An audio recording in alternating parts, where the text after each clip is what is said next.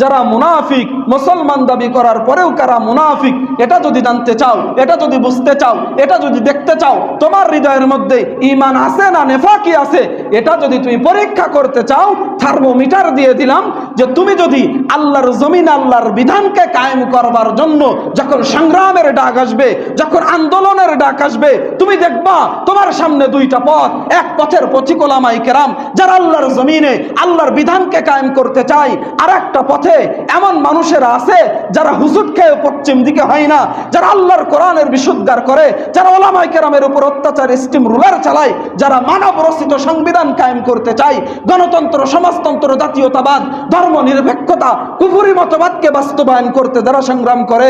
এই সামনে দুইটা পথ। এখন তুমি বিবেচনা করো, পরীক্ষা করো, তুমি কোন দলের লোক, তুমি কোন দলকে সমর্থন করো, কোন দলের পিছনে তোমার অর্থ ব্যয় করতেছো, তুমি সময় ব্যয় করতেছো। এখন দেখো, তুমি যদি আল্লাহর বিধান কায়েম করতে চায়, যারা চায় তাদের পথের পথিক হয়ে যাও।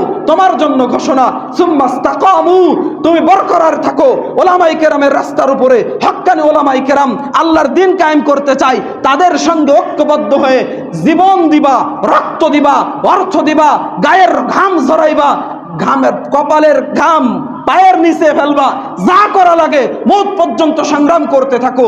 তোমার জন্য ঘোষণা রইল যে দুনিয়াতেই তোমার নিকটে ফেরেশতা আসবে, আর ফেরেশতা এসে বলবে, দুনিয়াতে অনেক কষ্ট করেছো, ফেরারি জিন্দেগি বছর করেছো, 15টা বছর ধরে বাড়িতে ঘুমাইতে পারো নাই, কখনো বা বাগানে ঘুমাইছো, কখনো অন্যের বাড়িতে, কখনো এই মসজিদে, কখনো সেই মসজিদে, ফেরারি জীবন বছর করেছো। কেন? তোমার সংগ্রাম ছিল আল্লাহর জমিন আল্লাহর দিন কায়েম করবা। ইহুদিদের দোসররা, নাস্তিকদের দোসররা, এই হিন্দুর দাদাবাবিদের দালালরা, তারা তোমাদের পিছনে চক্রান্ত করেছে, বাড়িতে ঘুমাইতে দেয় নাই। আসো, ফেরেশতারা মউতের আগে তোমার নিকটে আসবে, তাতানাজ্জালু আলাইহিমুল মালাইকা, তারা ঘোষণা করবে, ফেরেশতা এসে, লা খাউফুন আলাইহিম ওয়ালা হুম ইয়াহজানুন, দুনিয়াতে কষ্ট করেছো, আসো, কবর তোমার পরের ঠিকানা, কবরেও চিন্তা নাই, হাসরেও চিন্তা নাই, ফুলসিরাতের রাস্তা বিদ্যুতের ন্যায় পার করে দেব এবং তোমাকে জান্নাতের সুসংবাদ দিয়ে দিলাম। সুবহানাল্লাহ, জোরে আওয়াজ করে বলেন।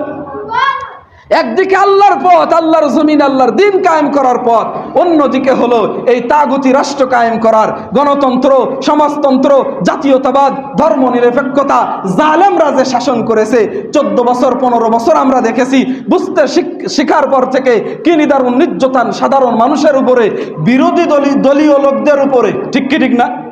আর ওলামায়ে কেরামের কথা তো বাদই দিলাম ভাই, সাধারণ গণতন্ত্র বিশ্বাসী রাজনীতি যারা বিরোধী দল ছিল, তাদের কর্মীদের উপরে, তাদের নেতা নেত্রীদের উপরে কি নিদারুণ নির্যাতন তারা করেছে, এটা গোটা বাংলার মানুষ দেখছে কি দেখছে না? এই পথের পথিক যদি হন, আপনার নিকটেও ফেরেশতা আসবে, কিন্তু আপনাকে কবরে আযাবের কথা শোনাবে, হাসরের ময়দানের আযাবের সুসংবাদ দিবে, আপনাকে হাসরের মাঠে পুলসিরাতের রাস্তা পার হতে যে জাহান্নামে নিক্ষিপ্ত হওয়া, এই সুসংবাদ তোমার নিকটে নিয়ে আসবে। ঠিক কি ঠিক না? এখন ভাই শেষ করে দিচ্ছি, আমার পয়গাম একটাই, যতদিন বেঁচে থাকবেন একমাত্র ওলামায়ে কেরামের পক্ষে থাকবেন, ইনশাআল্লাহ। পারবেন তো ইনশাআল্লাহ? এবং আল্লাহর জমিনে একমাত্র রব হিসাবে মানবেন কাকে? এবং আল্লাহকে রব হিসাবে মানার অর্থ হলো আল্লাহকে সমস্ত সৃষ্টি জগতের বিধানদাতা হিসাবে মানতে হবে। ঠিক কি ঠিক না? কোরআন পূর্ণাঙ্গ জীবন ব্যবস্থা, এই যেমন ব্যক্তিগত জীবনে, পারিবারিক জীবনে, সামাজিক জীবনে, রাষ্ট্রীয় জীবনে, আন্তর্জাতিক জীবনে একমাত্র বিধান চলবে যিনি, তিনি কে? এবং চালানোর জন্য এই বিধান আমাদের কায়েম করতে হবে। রাসূল রক্ত দিয়েছেন, সাহাবায়ে কেরাম রক্ত দিয়েছেন, এই বিধান কায়েম করবার চেষ্টার জন্য তারা করেছেন। আমরাও চেষ্টা করি, সাহাবায়ে কেরাম যেমন জান্নাতি, আমরাও জান্নাতি হব। আল্লাহ কবুল করুক, সকলে বলেন আমিন।